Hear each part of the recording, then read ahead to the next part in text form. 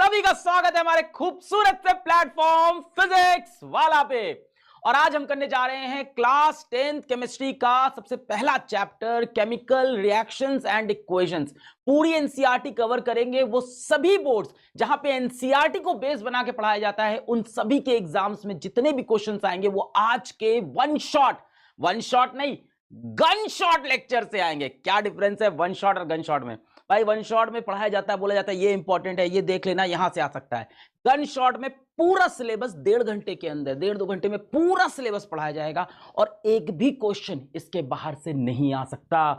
100% paper यही से बनेगा। मैंने अपनी पूरी मेहनत से पूरा कंटेंट एक साथ लाया है।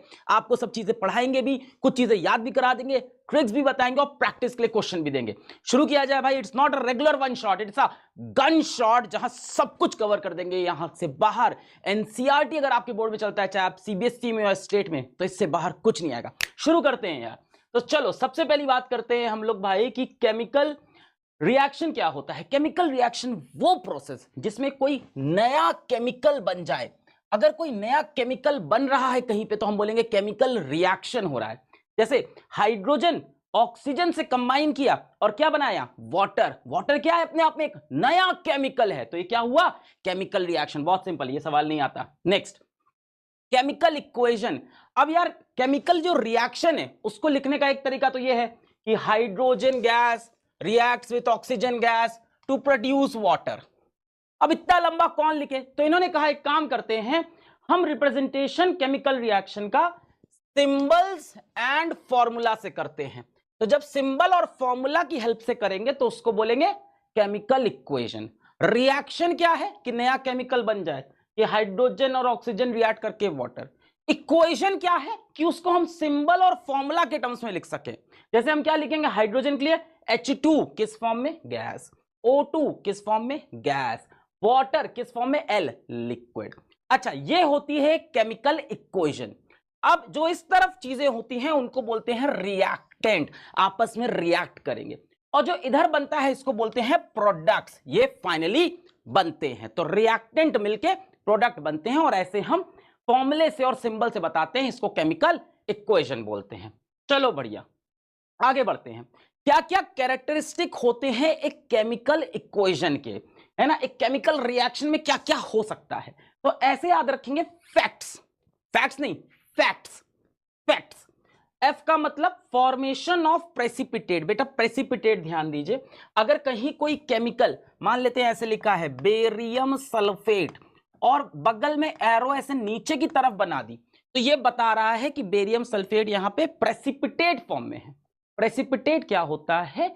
Insoluble in water. कोई चीज इनसॉल्युबल इन वाटर तो उसको प्रेसिपिटेट।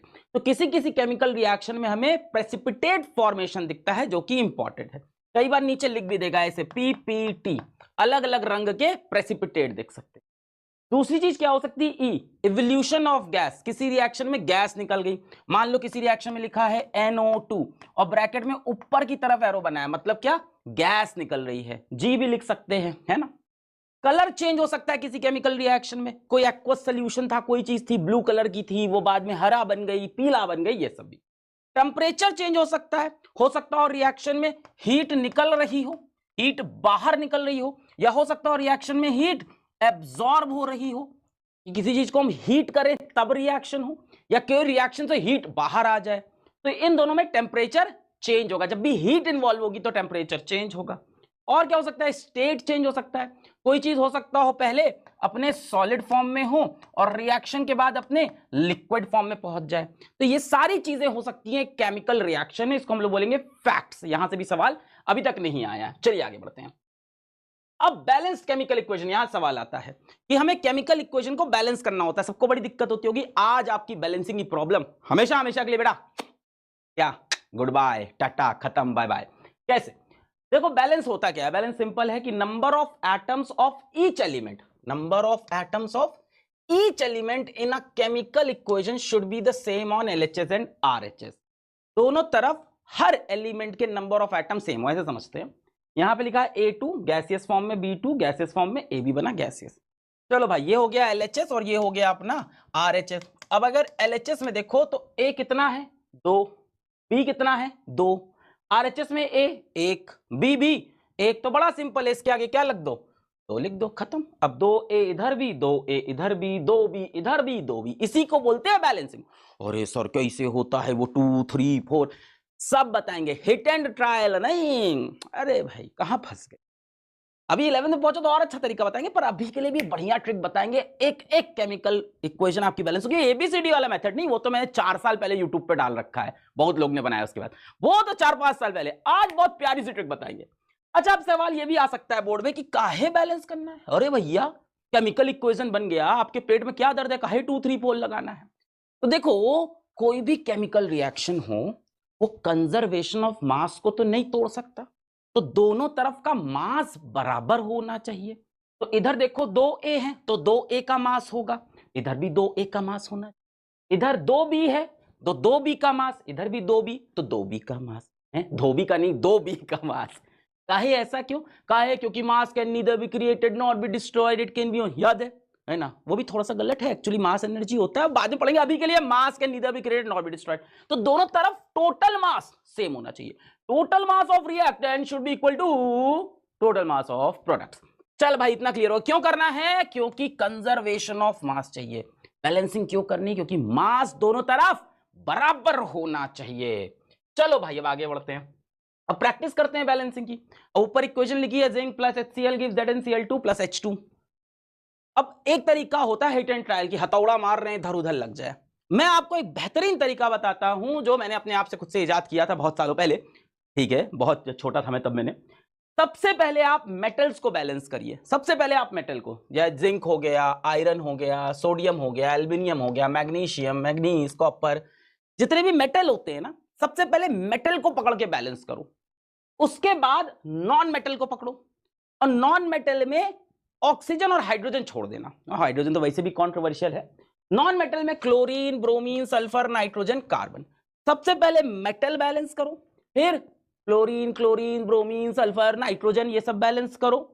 उसके बाद ऑक्सीजन, उसके बाद हाइड्रोजन। मेरे साथ दोहराएंगे, सबसे पहले metal, zinc, iron, lead, calcium, copper, ये सब। उसके बाद non metal, sulphur, nitrogen, carbon, chlorine, bromine, ये सब। उसके बाद ऑक्सीजन, उसके बाद हाइड्रोजन। चलो शुरू करते हैं, पहली रिएक्शन देखते हैं। इसमें मेटल कहां है, ये रहा जिंक। सबसे पहले जिंक देखते हैं, यहां पे जिंक एक है, यहां पे जिंक एक है, तो बराबर है। नेक्स्ट क्या देखना चाहिए, नॉन मेटल, क्लोरीन पकड़ते हैं, यहां क्लोरीन एक है, यहां क्लोरीन दुई है, तो यहां क्या कर देंगे, सिंपल दुई लगा दिया, क्लोरीन बराबर। मेटल देखो बैलेंस है, जिंक एक है, जिंक एक है, balanced. Chlorine non metal balanced है, इधर 2 है, इधर भी 2, बैलेंस्ड। अब क्या बचा, ऑक्सीजन, हाइड्रोजन। ऑक्सीजन तो इसमें है ही नहीं, हाइड्रोजन पे आ जाते हैं। इधर 2 हाइड्रोजन, इधर 2 हाइड्रोजन। बधाई हो साहब, बधाई हो, आपके घर में बेटी हुई है, हाँ खुशियां मनाना चाहिए। आगे बढ़ते हैं, आयरन वाटर का रिएक्शन। चलो भाई सबसे पहले किसको बैलेंस करेंगे, मेटल को। मेटल कौन है, आयरन। इधर कितना आयरन, आय राम राम 3, इधर कितना आयरन 1, ले भाई तू भी 3 पकड़। अब नॉन मेटल कुछ है क्या, क्लोरीन, फ्लोरीन, ब्रोमीन, कुछ नहीं। अब ऑक्सीजन, इधर एक ऑक्सीजन, इधर चाठो, चाठो, यहां एक ठो, तो इसके आगे चाठो लगा दो, खत्म। अब हाइड्रोजन, इधर हाइड्रोजन कितना है, 4 दूनी 8, इधर कितना है, अरे 2 ही है भैया, एक काम करो इसके आगे 4 लगा दो, 4 दूनी 8। अब चेक कर लो, सब बैलेंस हो। Metal, non metal, oxygen, hydrogen, game खत्म, क्लियर है। 3 iron balanced, 4 oxygen, 4 oxygen balanced, 8 hydrogen, 8 hydrogen balance. चलो आगे बढ़ते हैं। चलिए अब ये वाला करते हैं, आप लोग खुद से ट्राई करिए, पॉज करके, तब सबसे ज्यादा मजा आएगा भाई। 2-3 जो तेरा मन करे उसको पहले पकड़ ले। मैं एक काम करता हूं, आयरन को पहले